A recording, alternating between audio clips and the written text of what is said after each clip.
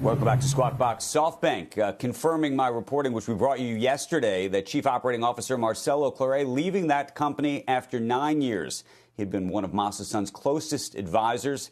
He joined SoftBank in 2013 after selling a majority stake of wireless service provider Brightstar to SoftBank. He later became the CEO of Sprint, which merged with T-Mobile in 2020. And most recently, he led the turnaround plan for WeWork after Adam Neumann's departure.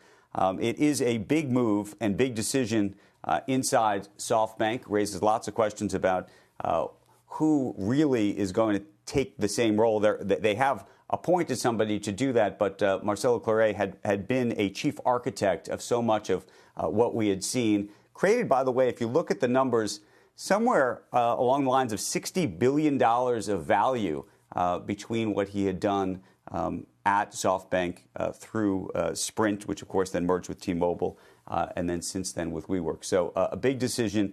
Lots of speculation and reporting about what led to it. Part of it was a fight over money, as so many of these things are. There had been an expectation, a contract between him and Masa. Unclear whether the board fully was on board with that arrangement that would have been worth potentially billions of dollars.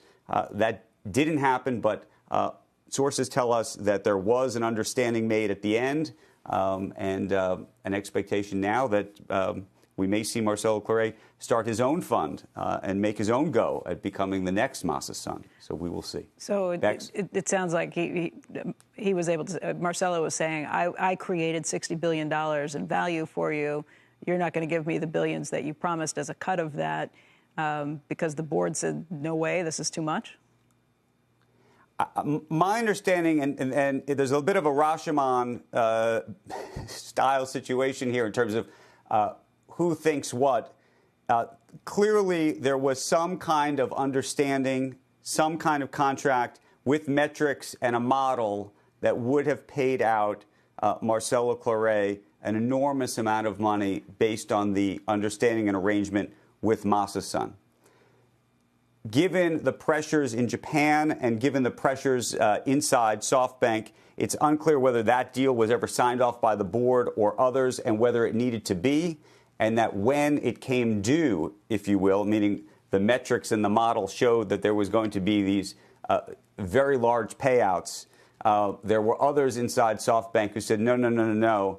And then there became a bit of what might be described as a legal fight over how these payouts should or should not be made. And that's I think, what led to the departure. I think there was also a view that he may want to go run his own fund as well. So I think you combine the two, and because it's a little bit of Rashomon, I think nothing's black and white. Right. You know, it's somewhere in the middle. You bring up the issue of Japan. I mean, you saw what happened with Carlos Ghosn when they thought he was paid too much, and some of the things that kind of spilled out from that. Anyway, it's an interesting story. Shepard Smith here. Thanks for watching CNBC on YouTube.